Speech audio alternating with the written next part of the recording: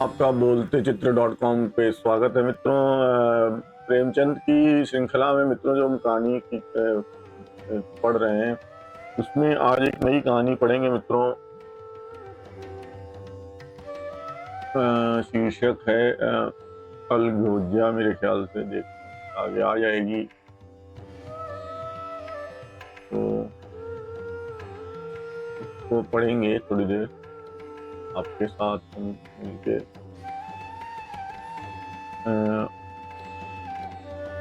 कल कृष्ण जन्माष्टमी थी तो आप सभी को जन्माष्टमी की शुभकामनाएं। तो ये मित्रों कहानी हम लोग पढ़ेंगे अलगोजा, स्क्रीन पे देख सकते हैं आप लोग। तो शुरू करेंगे मित्रों। भोला महतो ने पहली स्त्री के मर जाने के बाद दूसरी सगाई की तो उसके लड़के रघु के लिए बुरे दिन आ गए। रघु की उम्र उस समय केवल 10 वर्ष की थी। चैन से गांव में गुल्ली डंडा खेलता फिरता था। माँ के आते ही चक्की में जुटना पड़ा।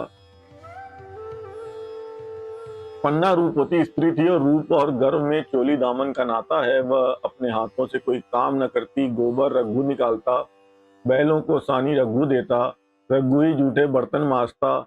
अब भोला की आंखें कुछ ऐसी फिरी कि उसे रघु में सब बुराइयां ही बुराइयां नजर आती। अब पन्ना की बातों को वह प्राचीन मर्यादा अनुसार आंखें बंद करके मान लेता था। रघु की शिकायतों की जरा परवाह न करता। नतीजा यह हुआ कि रघु ने शिकायत करना ही छोड़ दिया। किसके सामने रोए, बाप ही नहीं सारा गांव उसका दुश्मन था। बड़ा जिद्दी लड़का है। पन्ना को तो कुछ समझता ही नहीं। बेचारी उसका दुलार करती है, खिलाती पिलाती है। यह उसी का फल है। दूसरी औरत होती तो निभाना ना होता।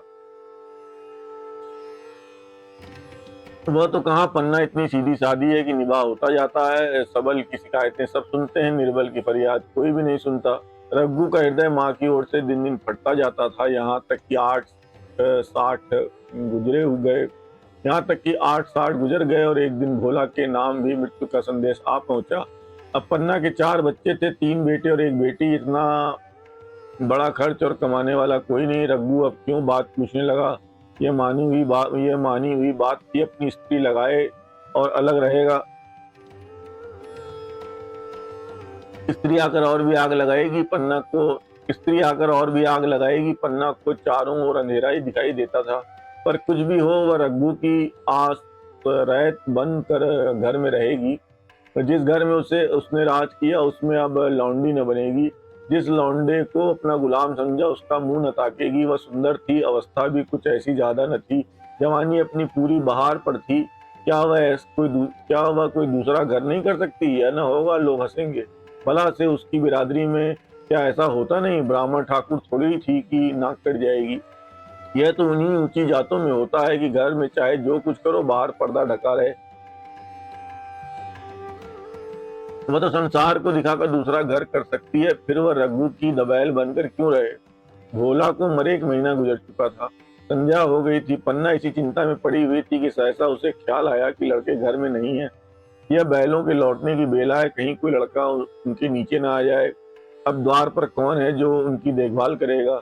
रघु को मेरे लड़के फूटी आंख नहीं भाते, कभी हंसकर नहीं बोलता। घर से बाहर निकली तो देखा रघु सामने झोपड़े में बैठा ऊंट की गडरिया बना रहा है। लड़के उसे घेरे खड़े हैं और छोटी लड़की उसकी गर्दन में हाथ डाले उसकी पीठ पर सवार होने की चेष्टा कर रही है। पन्ना को अपनी आंखों पर विश्वास न आया। आज तो यह नई बात है। शायद दुनिया को दिखता है कि मैं अपने भाइयों को कितना चाहता शायद दुनिया को दिखाता है कि मैं अपने भाइयों को कितना चाहता हूँ और मन में छुपी रखी हुई है। घात मिले तो जान ही ले ले। काला सांप है, काला सांप। कठोर स्वर में बोली, तुम सबके सब वहां क्या करते हो? घर में आओ, सांझ की बेला है, गोरू आते होंगे। रघु ने विनीत नेत्रों से देखकर कहा, मैं तो हूँ काकी, डर किस बात का है? बड़ा लड़का केदार बोला, काकी रघु दादा ने हमारे लिए 2 गाड़ियां बना दी हैं। यह देख, एक पर हम और खुन्नू बैठेंगे, दूसरी पर लक्ष्मण और दुनिया। दादा दोनों गाड़ियां खींचेंगे।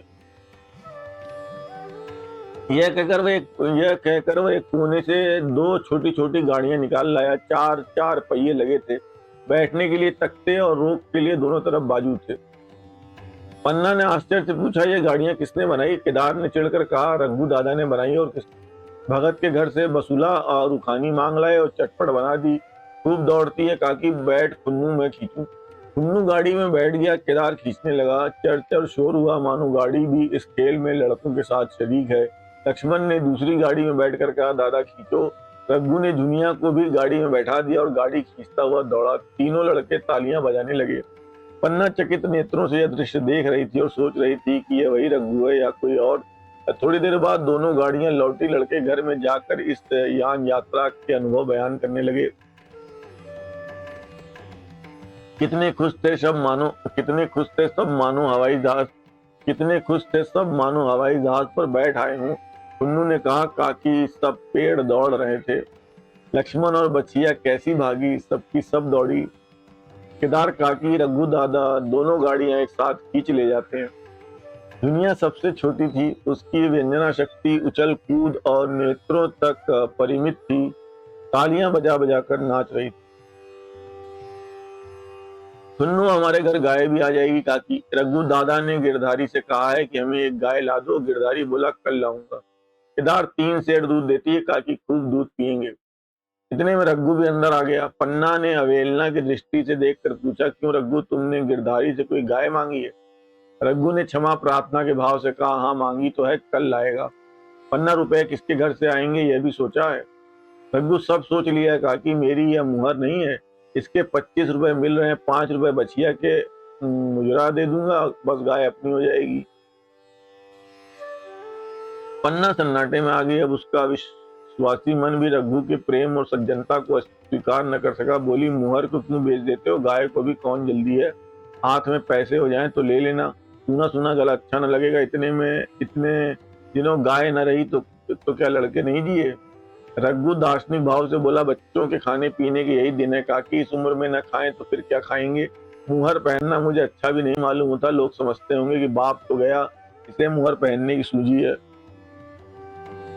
बोला, मैं तो गाय की चिंता में ही चल बसे, न रुपए आए और न गाय मिली, मजबूर थे। रघु ने समस्या कितनी सुगमता से हल कर दी। आज जीवन में पहली बार पन्ना को रघु पर विश्वास आया। बोली, जब गहना ही बेचना है तो अपनी मुहर क्या बेचोगे, मेरी हसूली ले लेना। रघु ने ही कहा कि वह तुम्हारे गले में बहुत अच्छी लगती है, मर्दों को क्या मुहरे पहने या न पहने। पन्ना, चल मैं बूढ़ी हूँ, अब हसूली पहनकर क्या करना, तू भी पन्ना, चल मैं बूढ़ी हूँ, अब हसूली पहनकर क्या करना, तू अभी लड़का, तेरा गला अच्छा न लगेगा। रघु मुस्कुरा कर बोला, तू अभी कैसे बूढ़ी हो गई, गांव में है कौन तुम्हारे बराबर? रघु की सरल आलोचना ने पन्ना को लज्जित कर दिया। उसके रूखे मुरझाए मुख पर प्रसन्नता की लाली दौड़ गई। 5 साल गुजर गए। रघु का सा मेहनती, ईमानदार, बात का धनी दूसरा किसान गांव में न था। पन्ना की इच्छा के बिना कोई काम न करता। उसकी उम्र अब 23 साल की हो गई थी। पन्ना बार बार कहती, भैया बहू को विदा करा लाओ, कब तक नहर में पड़ी रहेगी? सब लोग मुझे को बदनाम करते हैं कि यही बहू को नहीं आने देती, मगर रघु टाल देता था। कहता था कि अभी जल्दी क्या है। उसे अपनी स्त्री के रंग ढंग का कुछ परिचय दूसरों से मिल चुका था। ऐसी औरत को घर में लाकर वह अपनी शांति में बाधा नहीं डालना चाहता था। आखिर एक दिन पन्ना ने जिद करके कहा, तो तुम न लाओगे? कह दिया कि अभी कोई जल्दी नहीं।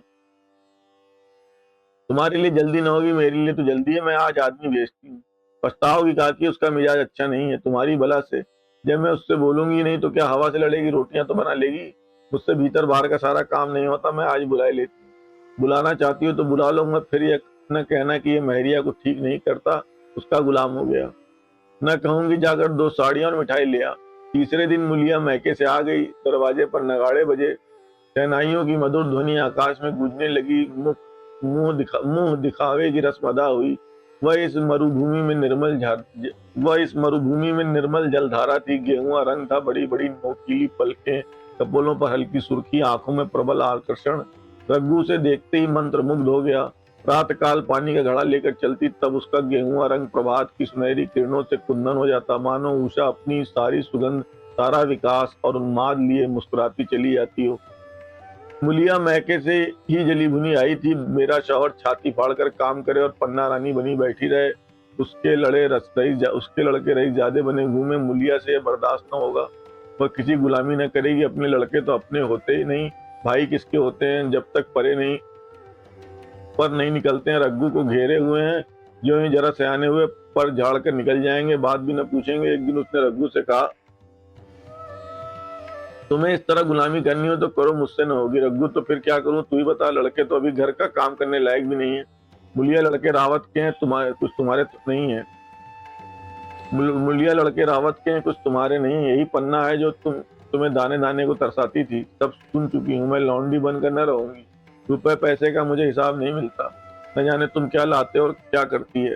तुम समझते हो रुपए घर में ही तो है, मगर देख लेना तुम्हें जो एक फूटी कौड़ी भी मिले। रघु, रुपए पैसे तेरे हाथ में देने लगू तो दुनिया क्या कहेगी, ये तो सोच। मुलिया, दुनिया जो चाहे कहे, दुनिया के हाथों बिकी नहीं हूँ। देख लेना, भाड़ लीप कर हाथ काला ही रहेगा। फिर तुम अपने भाइयों के लिए मरो, मैं क्यों मरूं। रघु ने कुछ जवाब न दिया। उसे जिस बात का भय था वह इतनी जल्दी सिर पर आ पड़ी। अब अगर उसने बहुत तथ्यो थम्बो किया तो अब अगर उसने बहुत तथ्यो थम्बो किया तो साल 6 महीने और काम चलेगा। बस आगे यह डोंगा चलता नजर नहीं आता। बकरे की माँ कब तक खैर मनाएगी। एक दिन पन्ना ने महुए का सुखावन डाला। बरसात बरसात शुरू हो गई थी। बखार में अनाज गीला हो रहा था। मुलिया से बोली, बहू जरा देखती रहना, मैं तालाब से नहा हूँ। मुलिया ने लापरवाही से कहा, मुझे नींद आ रही है, तुम बैठ कर देखो, एक दिन न नहाओगी तो क्या होगा। पन्ना ने साड़ी उतार कर रख दी। नहाने न गई। मुलिया का वार खाली गया। कई दिन के बाद एक शाम को पन्ना धान रोप कर लौटी। अंधेरा हो गया था। दिन भर की भूखी थी। आशा थी बहू ने रोटी बना रखी होगी, मगर देखा तो यहाँ चूल्हा ठंडा पड़ा हुआ था और बच्चे मारे भूख के तड़प रहे थे। मुलिया से आहिस्ता से पूछा, आज अभी चूल्हा नहीं जला। केदार ने कहा, दोपहर को भी चूल्हा नहीं जला। काकी, भाभी ने कुछ बनाया ही नहीं। पन्ना, तो तुम लोगों ने खाया क्या। केदार, कुछ नहीं, रात की रोटियां थी, खुन्नू और लक्ष्मण ने खाई, मैंने सत्तू खा लिया। पन्ना और बहू, केदार वह पड़ी सो रही, कुछ नहीं खाया। पन्ना ने उसी वक्त चूल्हा जलाया और खाना बनाने बैठ गई। आटा गूंथती थी और रोती थी, क्या नसीब, दिन भर खेत में जली, घर आई तो चूल्हे के सामने जलना पड़ा। केदार का 14वां साल था। भाभी के रंग ढंग देखकर सारी स्थिति समझ रहा था। बोला, काकी, भाभी अब तुम्हारे साथ रहना नहीं चाहती। पन्ना ने चौंक कर पूछा, क्या कुछ कहती थी। केदार, कहती कुछ नहीं थी, मगर उनके मन में यही बात। फिर तुम क्यों नहीं उसे छोड़ देती, जैसी चाहे रहे, हमारा भी भगवान है। पन्ना ने दांतों से जीभ दबाकर कहा, चुप, मरे सामने ऐसी बात भूल कर भी न करना। रघु तुम्हारा भाई नहीं, तुम्हारा बाप है। मुलिया से कभी बोलोगे तो समझ लेना जहर खा लूंगी। दशहरे का त्योहार आया। इस गांव से कोस भर एक कुरवे में मेला लगता था। गांव के सब लड़के मेला देखने चले। पन्ना भी लड़कों के साथ चलने को तैयार हुई, मगर पैसे कहाँ से आए। कुंजी तो मुलिया के पास थी। रघु ने आकर मुलिया से कहा, लड़के मेले जा रहे हैं, सबों को 2-2 पैसा दे दो। मुलिया ने त्योरियां चढ़ाकर कहा, पैसे घर में नहीं है। रघु, अभी तो तिलहन बिका था, क्या इतनी जल्दी रुपए उड़ गए। मुलिया, हाँ उड़ गए। रघु, कहाँ उड़ गए, जरा सुनो कि आज त्योहार के दिन लड़के मेला देखने न जाएंगे। मुलिया, अपनी काकी से कहो पैसे निकालें, गाड़ कर क्या करेंगी। खूंटी पर कुंजी लटक रही थी। रघु ने कुंजी उतारी और चाहा कि संदूक खोलेगी। मुलिया ने हाथ पकड़ लिया और बोली, कुंजी मुझे दे दो, नहीं तो ठीक ना होगा। खाने पहनने को भी चाहिए, कागज किताब को भी चाहिए, उस पर मेला देखने को भी चाहिए। हमारी कमाई इसलिए नहीं है कि दूसरे खाएं और मुझों पर ताव दे। पन्ना ने रघु से कहा, भैया पैसे क्या होंगे, लड़के मेला देखने न जाएंगे। पन्ना ने रघु से कहा, भैया पैसे क्या होंगे, लड़के मेला देखने न जाएंगे। लड़के मेला देखने न जाएंगे। रघु ने झिड़क कर कहा, मेला देखने क्यों न जाएंगे, सारा गांव जा रहा है, हमारे लड़के न जाएंगे। यह कहकर रघु ने अपना हाथ छुड़ा लिया और पैसे निकाल कर लड़के को दे दिए। मगर कुंजी जब मुलिया को देने लगा तब उसने उसे आंगन में फेंक दिया और मुंह लपेट कर लेट गई। लड़के मेला देखने न गए। इसके बाद 2 दिन गुजर गए। मुलिया ने कुछ नहीं खाया और पन्ना भी भूखी रही। रघु कभी इसे मनाता कभी उसे, पर न यह उठती न वह। आखिर रघु ने हैरान होकर मुलिया से पूछा, कुछ मुंह से तो कह, चाहती क्या है। मुलिया ने धरती को संबोधित करके कहा, मैं कुछ नहीं चाहती, मुझे मेरे घर पहुंचा दो। रघु, अच्छा उठ बना खा, पहुंचा दूंगा। मुलिया ने रघु की ओर आंख उठाई। रघु उसकी सूरत देखकर डर गया। वह माधुर, वह मोहकता, वह लावण्य गायब हो गया था। दांत निकल आए थे, आंखें फट गई थी और नथुने फड़क रहे थे। अंगारे की सी लाल आंखों से देखकर बोली, अच्छा तो काकी ने यह सलाह दी है, यह मंत्र पढ़ाया, तो यहाँ ऐसे कच्ची नहीं हूँ। तुम दोनों की छाती पर मूंग दलूंगी, हो इस पैर में। रघु, अच्छा तो मूंग ही दल लेना, कुछ खा पी लेगी तभी तो मूंग दल सकेगी। बोलिया, अब तो तभी मुंह में पानी डालूंगी जब घर अलग हो जाएगा, बहुत झेल चुकी, अब नहीं झेला जाता।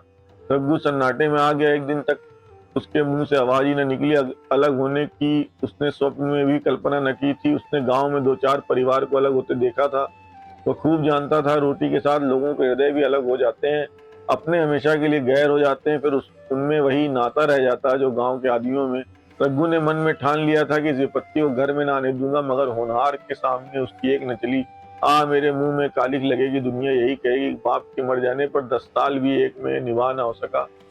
फिर किससे अलग हो जाऊं? जिनको गोद में खिलाया, जिनको बच्चों की तरह पाला, जिनके लिए तरह तरह के कष्ट झेले, उन्हीं से अलग हो जाऊं? अपने प्यारों को घर से निकाल कर बाहर करूं? उनका गला फंस गया, उसका गला फंस गया। कांपते हुए स्वर में बोला, तू क्या चाहती है, मैं अपने भाइयों से अलग हो जाऊं? भला सोच तो कहीं मुंह दिखाने लायक रहूंगा। मूलिया तो मेरा इन लोगों के साथ निभा ना होगा। रघु तो तू अलग हो जा, मुझे अपने साथ क्यों घसीटती है? मूलिया तो मुझे क्या तुम्हारे घर में मिठाई मिलती है? मेरे लिए क्या संसार में जगह नहीं है? रघु तेरी जैसी मर्जी, जहाँ चाहे रहे, मैं अपने घर वालों से अलग नहीं हो सकता। जिस दिन इस घर में 2 चूल्हे जलेंगे उस दिन मेरे कलेजे के 2 टुकड़े हो जाएंगे। जिस दिन इस घर में 2 चूल्हे जलेंगे उस दिन मेरे कलेजे के 2 टुकड़े हो जाएंगे। मैं ये चोट नहीं सह सकता। तुझे जो तकलीफ हो वह मैं दूर कर सकता हूँ। माल असबाब की मालकिन तू है ही, अनाज पानी तेरे ही हाथ है, अब रह क्या गया? मगर कुछ काम धंधा करना नहीं चाहती, मत कर। भगवान ने मुझे समाई दी होती तो मैं तुझे तिनका तक न उठाने देता। तेरे यह सुकुमार हाथ पांव मेहनत मजदूरी करने के लिए बनाए ही नहीं गए हैं। मगर क्या करूं, अपना कुछ बस ही नहीं है। फिर भी तेरा जी कोई काम करने को न चाहे, मत कर। मगर मुझसे अलग होने को न कह, तेरे पैरों पड़ता हूँ। मूलिया ने सिर से अंचल मुलिया ने सिर से अंचल खसकाया और जरा समीप आकर बोली, मैं काम करने से नहीं डरती, मैं बैठे बैठे खाना चाहती हूँ, मगर मुझसे किसी की धौंस नहीं सही जाती। तुम्हारी काकी घर का काम काज करती हैं तो अपने लिए करती हैं, अपने बाल बच्चों के लिए ही करती हैं, मुझ पर कुछ एहसान नहीं करती। फिर मुझ पर धौंस क्यों जमाती हैं? उन्हें अपने बच्चे प्यारे होंगे, मुझे तो तुम्हारा आसरा। मैं अपनी आंखों से ये नहीं देख सकती कि सारा घर तो चैन करे, जरा जरा से बच्चे तो दूध पिए, और जिसके बलबूते पर गृहस्थी बनी हुई हो मट्टे को तरसे, कोई उसका पूछने वाला ना हो। जरा अपना मुंह तो देखो, कैसी सूरत निकल आई है। औरों के तो 4 बरस में अपने पट्टे तैयार हो जाएंगे, तुम तो 10 साल में खाट पर पड़ जाओगे। बैठ जाओ, खड़े क्यों हो? क्या मार कर भागोगे? मैं तुम्हें जबरदस्ती न बांध लूंगी, या मालकिन का हुक्म नहीं है? सच कहूं तुम बड़े कट कलेजी हो। मैं जानती ऐसे निर्मोहियों से पाला पड़ेगा तो घर में भूल से न आती आती तो इस घर में भूल से न आती आती भी तो मन न लगाती, मगर अब तो मन तुमसे लग गया। घर भी जाऊं तो मन यहीं रहेगा, और तुम जो हो मेरी बात नहीं पूछते। मुलिया की ये रसीली बातें रघु पर कोई असर न डाल सकी। वह उसी रुखाई से बोला, मुलिया, मुझसे यह न होगा। अगर अलग होने का ध्यान करते ही मेरा मन न जाने कैसा हो जाता है, यह चोट मुझसे न सही जाएगी। मुलिया ने परिहास करके कहा, तो चूड़ियां पहनकर अंदर बैठो। तो चूड़ियां पहनकर अंदर बैठो न, लाओ मैं मूछें लगा लूं। मैं तो समझती थी कि तुम में भी कुछ कलबल है, अब देखती हूँ कि मेरे मिट्टी के लौंदे हो। पन्ना दलान में खड़ी दोनों की बातचीत सुन रही थी, अब उससे न रहा गया। सामने आकर रघु से बोली, जब वह अलग होने पर तुली हुई है, फिर तुम क्यों उसे जबरदस्ती मिलाए रखना चाहते हो? तुम उसे लेकर रहो, हमारे भगवान मालिक हैं। अब तो मर गए हैं, अब मैं तो मर गए थे जब जब मैं तो मर गए थे और कहीं पत्तों की भी छां न थी। जब उस वक्त भगवान ने निभा दिया तो अब क्या डर? अब तो भगवान के जैसे तीनों लड़के सयाने हो गए हैं, अब कोई चिंता नहीं। रघु ने आंसू भरी आंखों से पन्ना को देखकर कहा, काकी तू भी पागल हो गई क्या? जानती नहीं, 2 रोटियां होती 2 मन हो जाते हैं। पन्ना, जब वो मानती ही नहीं तुम क्या करोगे? भगवान की मर्जी होगी तो कोई क्या करेगा? प्रारब्ध में जितने दिन एक साथ रहना लिखा था उतने दिन रहे, अब उसकी यही मर्जी है तो यही सही। तुमने मेरे बाल बच्चों के लिए जो कुछ किया वह भूल नहीं सकती। तुमने इनके सिर हाथ न रखा होता तो आज इनकी न जाने क्या गति होती, न जाने किसके द्वार पर ठोकरें खाते होते, न जाने कहाँ कहाँ भीख मांगते फिरते। तुम्हारा जस मरते दम तक गाऊंगी। मगर मेरी खाल तुम्हारे जूते बनाने के काम आते अगर मेरी खाल तुम्हारे जूते बनाने के काम आते तो खुशी से दे दूं। चाहे तुमसे अलग हो जाऊं, पर जिस घड़ी पुकारोगे कुत्ते की तरह दौड़ी आऊंगी। यह भूल कर भी न सोचना कि तुमसे अलग होकर मैं तुम्हारा बुरा चेतूंगी। जिस दिन तुम्हारा अनभल मेरे मन में आएगा उसी दिन विष खाकर मर जाऊंगी। भगवान करे तुम दूधो नहाओ पूतो फलो, मरते दम तक यही आशीष मेरे रोए रोए से निकलती रहेगी। और अगर लड़के भी अपने बाप के हैं तो मरते दम तक तुम्हारा पोष मानेंगे। यह कहकर पन्ना रोती वहां से चली गई। रघु वहीं मूर्ति की तरह बैठा रहा। आसमान की ओर टकटकी लगी थी और आंखों से आंसू बह रहे थे। पन्ना की बातें सुनकर मुलिया समझ गई कि अपने पाँव बारह है। झटपट उठी, घर में झाड़ू लगाई, चूल्हा जलाया और कुएं से पानी लाने चली। उसकी टेक पूरी हो गई थी। गांव में स्त्रियों के 2 दल होते हैं, एक बहुओं का दूसरा सासों का। बहुएं सलाह और सहानुभूति के लिए अपने दल में जाती हैं, सासें अपने में। दोनों की पंचायतें अलग अलग होती हैं। मुलिया को कुएं पर 2-3 बहुएं मिल गई। एक से पूछा, आज तो तुम्हारी बुढ़िया बहुत रोध हो रही थी, बुलिया ने विजय के गर्व से कहा, इतने दिनों से घर की मालकिन बनी हुई है, राजपाट छोड़ते किसे अच्छा लगता है। बहन मैं उसका बुरा नहीं चाहती, लेकिन एक आदमी की कमाई में कहाँ तक बरकत होगी। मेरे भी तो यही खाने पीने पहनने ओढ़ने के दिन है। अभी उनके पीछे मरो, फिर बाल बच्चे हो जाएं, उनके पीछे मरो, सारी जिंदगी रोते ही कट जाएगी। एक बहू बुढ़िया यही चाहती है कि यह सब जन भर लौंडी बनी रहे, मोटा झोटा खाएं और पड़ी रहें। दूसरी बहू किस भरोसे पर कोई मरे। अपने लड़के तो बात नहीं पूछते, पराए लड़कों का क्या भरोसा।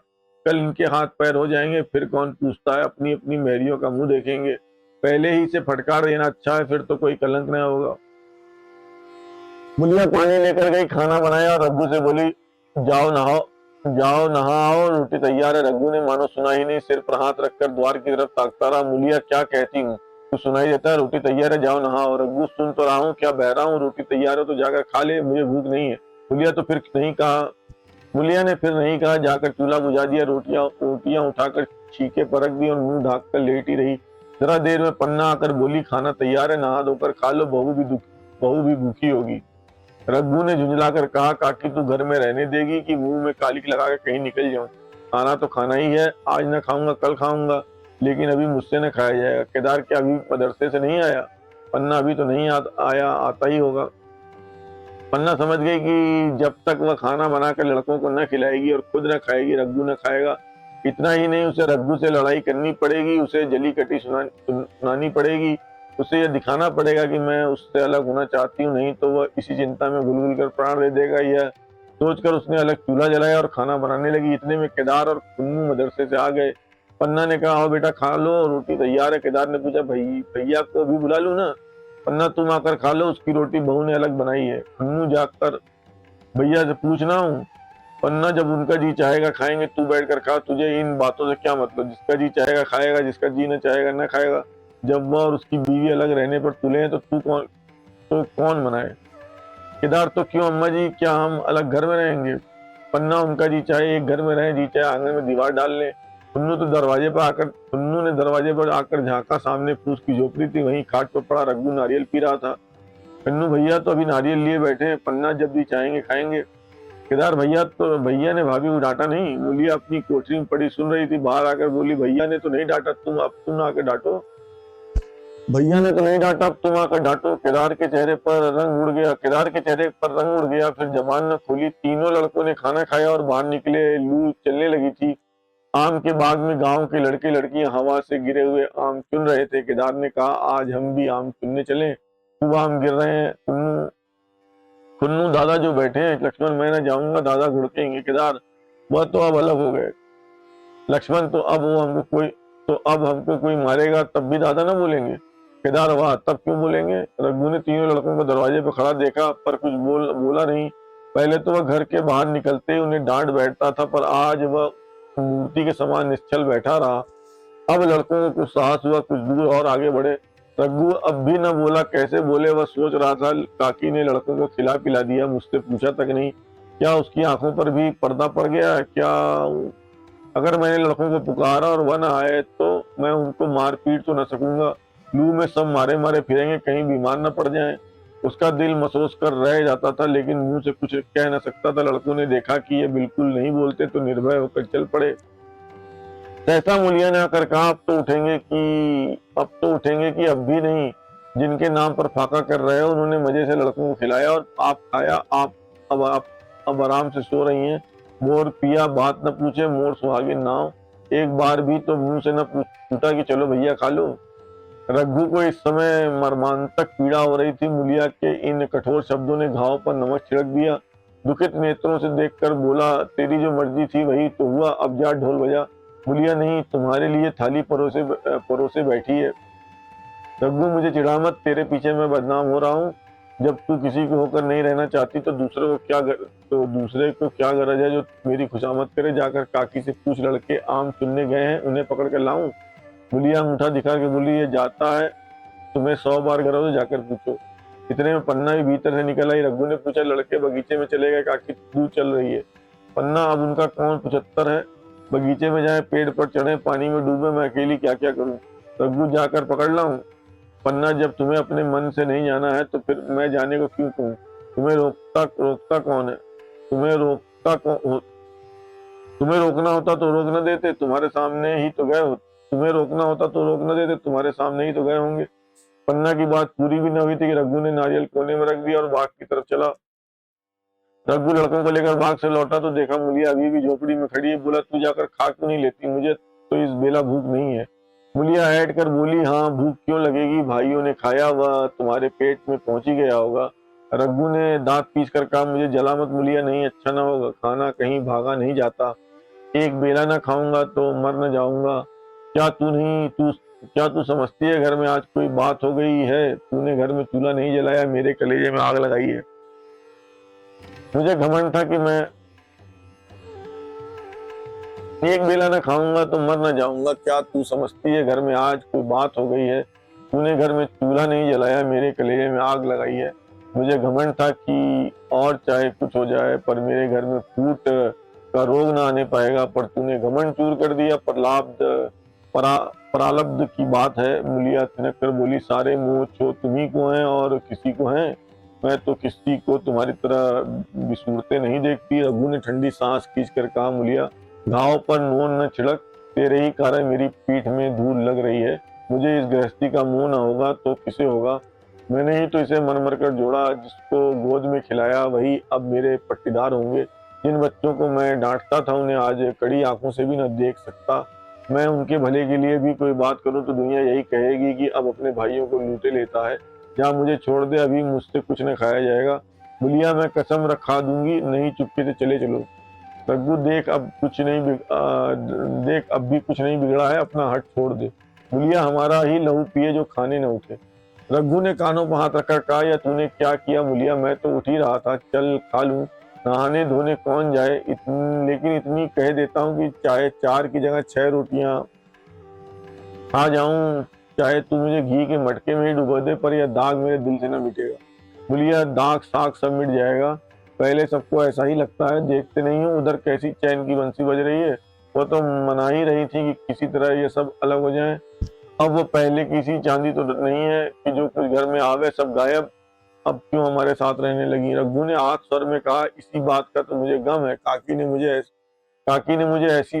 से मुझे ऐसी आशा न थी। रघु खाने बैठा तो कौर विष में घूट सा लगता था। जान पड़ता था रोटियां भूसी की हैं, दाल पानी सी लगती, पानी कंठ के नीचे न उतरता था, दूध की तरफ देखा तक नहीं। 2-4 गिलास खाकर उठाया जैसे किसी परिजन के श्राद्ध का भोजन हो। रात का भोजन भी उसने इसी तरह किया। भोजन क्या किया, कसम पूरी की। रात भर उसका चित्त उद्विग्न रहा। एक अज्ञात आशंका उसके मन पर छाई हुई थी, जैसे भोला मैं तो द्वार पर बैठा रो रहा है। वह कई बार चौंक कर उठा। कैसा जान पड़ा भोला उसकी ओर तिरस्कार की आंखों से देख रहा है। वह दोनों जून भोजन करता था, पर जैसे शत्रु के घर भोला की शोकमग्न मूर्ति आंखों से न उतरती थी। रात को उसे नींद न आती। वह गांव से में निकलता तो इस तरह मुंह चुराए सिर झुकाए मानो गो हत्या की हो। 5 साल गुजर गए। रघु अब 2 लड़कों का बाप था।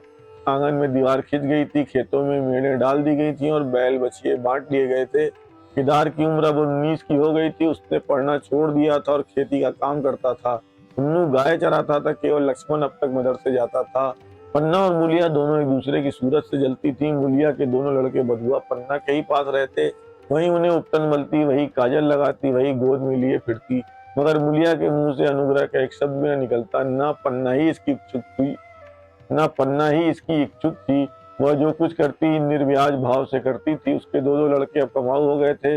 लड़की खाना पका लेती थी, वह खुद ऊपर का काम काज कर लेती। इसके विरुद्ध रघु अपने घर का अकेला था। वह भी दुर्बल, अशक्त और जवानी में बूढ़ा। अभी आयु 30 वर्ष से अधिक न थी, लेकिन बाल खिचड़ी हो गए थे, कमर भी झुक चली थी, खांसी ने जीर्ण कर रखा था। देखकर दया आती थी। और खेती पसीने की वस्तु है। खेती की जैसी सेवा होनी चाहिए वो उससे न हो पाती।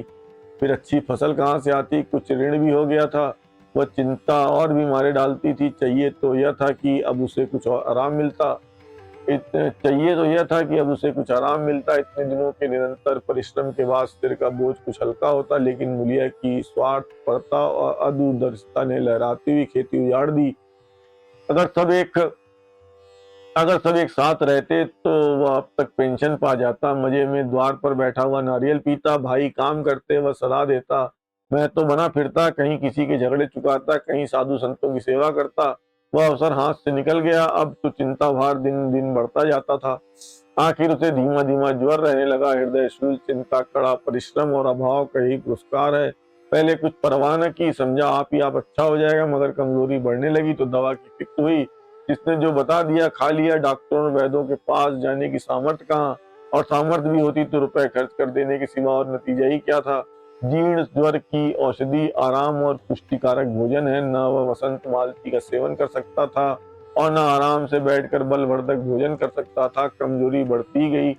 पन्ना को अवसर मिलता तो वह आकर उसे तसल्ली देती, लेकिन उसके लड़के अब रघु से बात भी नहीं करते थे। दवा दारू तो क्या करते, उसका और मजाक उड़ाते। भैया समझते थे कि हम लोगों से अलग होकर सोने और ईंट रख लेंगे। भाभी भी समझती थी कि सोने से लज जाऊंगी। अब देखें कौन पूछता है। सिसक सिसक कर न मरे तो कह देना। बहुत हाय हाय भी अच्छी नहीं होती। आदमी उतना काम करे जितना हो सके, यह नहीं कि रुपए के लिए जान दे दे। पन्ना कहती रघु बेचारे का कौन दोष है। केदार कहता चल मैं खूब समझता हूँ, भैया की जगह मैं होता तो डंडे से बात करता। मजाक मजाक थी कि औरत यूं जिद करती। यह सब भैया की चाल थी, सब सदी बदी बात थी। आखिर एक दिन रघु का टिमटिमाता हुआ जीवन दीपक बुझ गया। मौत ने सारी चिंताओं का अंत कर दिया। अंत समय उसने केदार को बुलाया था, पर केदार को ऊँट में पानी देना था। डरा कहीं दवा के लिए न भेज दे। बहाना बना दिया। मुलिया का जीवन अंधकारमय हो गया। जिस भूमि पर उसने मंसूबों की दीवार खड़ी की थी वह नीचे से खिसक गई थी। जिस खूंटे के बल पर वह उछल रही थी वह पड़ गया था। गांव वालों ने कहना शुरू किया, ईश्वर ने कैसा तत्काल दंड दिया। बेचारी मारे लाज के अपने दोनों बच्चों के लिए रोया करती। गांव में किसी को मुंह दिखाने का साहस न होता। प्रत्येक प्राणी उससे यह कहता हुआ मालूम होता था, मारे घमंड के धरती पर पांव न रखती थी। आखिर सजा मिल गई कि नहीं आखिर सजा मिल गई कि नहीं। अब इस घर में कैसे निर्वाह होगा। वह किसके सहारे रहेगी, किसके बल पर खेती होगी। बेचारा रघु बीमार था, दुर्बल था, पर जब तक जीता रहा अपना काम करता रहा। मारे कमजोरी के कभी कभी सिर पकड़कर बैठ जाता और जरा दम लेकर फिर हाथ चलाने लगता था। सारी खेती तहस नहस हो रही थी, उससे कौन संभालेगा। अनाज की डांडे खलिहान में पड़ी थी, ऊख अलग सूख रही थी। वो अकेली क्या क्या करेगी। फिर सिंचाई अकेले आदमी का तो काम नहीं। तीन तीन मजदूरों को कहाँ से लाए। गांव में मजदूर थे ही कितने। आदमियों के लिए खींचातानी हो रही थी, क्या करे क्या न करें। इस तरह 13 दिन बीत गए। क्रिया कर्म से छुट्टी मिली। दूसरे ही दिन सवेरे मुलिया ने दोनों बालकों को गोद में उठाया और अनाज मारने चली। खलिहान में पहुंचकर उसने एक को तो पेड़ के नीचे घास के नन बिस्तर को सुला दिया और दूसरे को वहीं बैठाकर अनाज मारने लगी। बैलों को हाँकती थी और रोती थी, क्या इसलिए भगवान ने उसको जन्म दिया था। देखते देखते क्या हो गया। इन्हीं दोनों दिनों पिछले साल भी अनाज मारा गया था। वह रघु के लिए लोटे में शरबत और मटर की घुग्गी लेकर आई थी। आज कोई उसके आगे है न पीछे, लेकिन किसी की लौंडी तो नहीं हूँ। उसे अलग होने का अभी पछतावा न था। एकाएक छोटे बच्चों का रोना सुनकर उसने उधर ताका तो बड़ा लड़का उसे चुमकार कर कह रहा था, भैया भैया चुप रहो। धीरे धीरे उसके मुंह पर हाथ फेरता था और चुप कराने के लिए विकल था।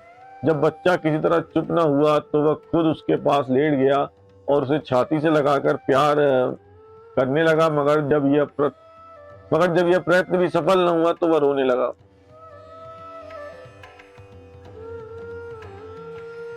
उसी समय पन्ना दौड़ी आई और छोटे बालक को गोद में उठाकर प्यार करती हुई बोली, लड़कों को मुझे क्यों न दे आई बहू। हाय हाय बेचारा धरती पे पड़ा लोट रहा है। जब मैं मर जाऊं तो जो चाहे करना, अभी तो जीती हूँ। अलग हो जाने से बच्चे तो नहीं अलग हो गए।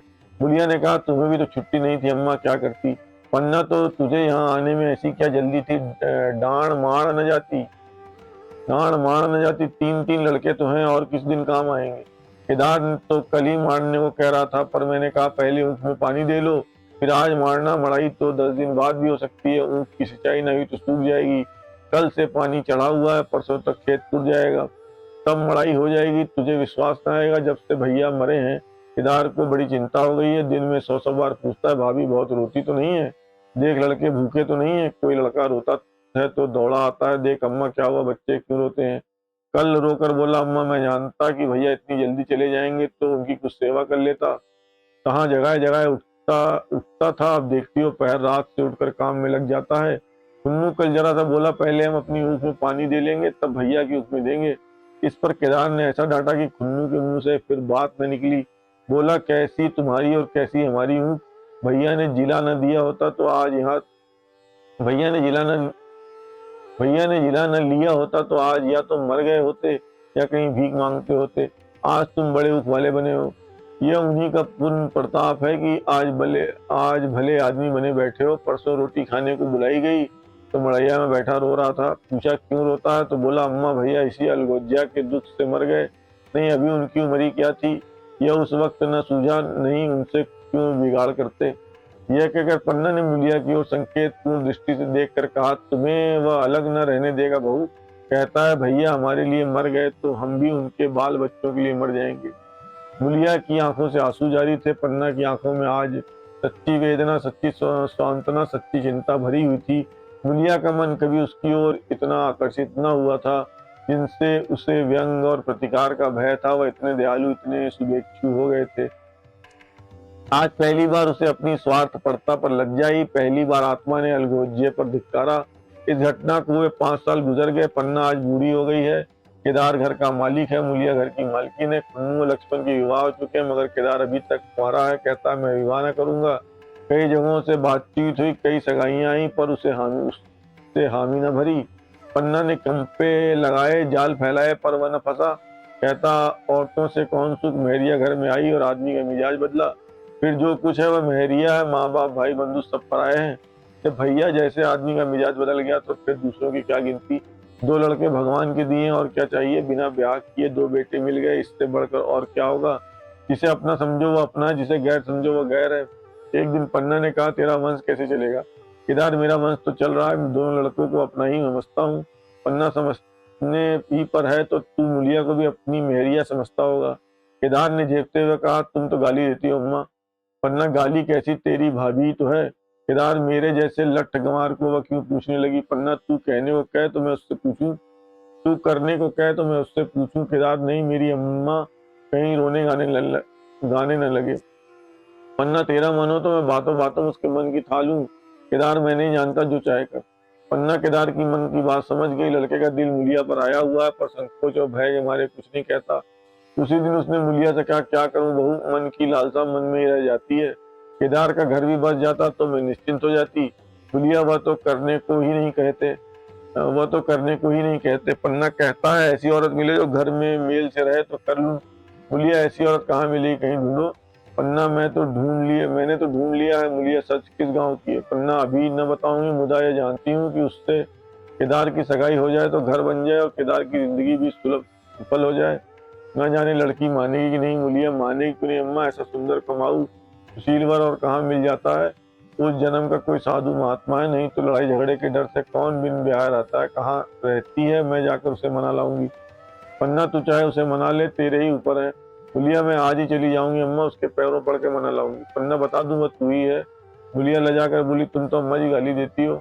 पन्ना गाली कैसी, देवर ही तो है। मुलिया मुझ जैसी बुढ़िया को वह क्यों पूछेंगे। पन्ना वह तुझी पर दांत लगाए बैठा है, तेरे सिवा कोई और उसे भाती ही नहीं। डर के मारे कहता नहीं और उसके मन की बात मैं जानती हूँ। वैधव्य के शौक से मुरझाया हुआ मुलिया का पीत बदन कमल की भांति अरुण हो उठा। 10 वर्षों में जो कुछ खोया था वह उसी एक क्षण में मानो ब्याज के साथ मिल गया। वही लावण्य, वही विकास, वही आकर्षण, वही लोच।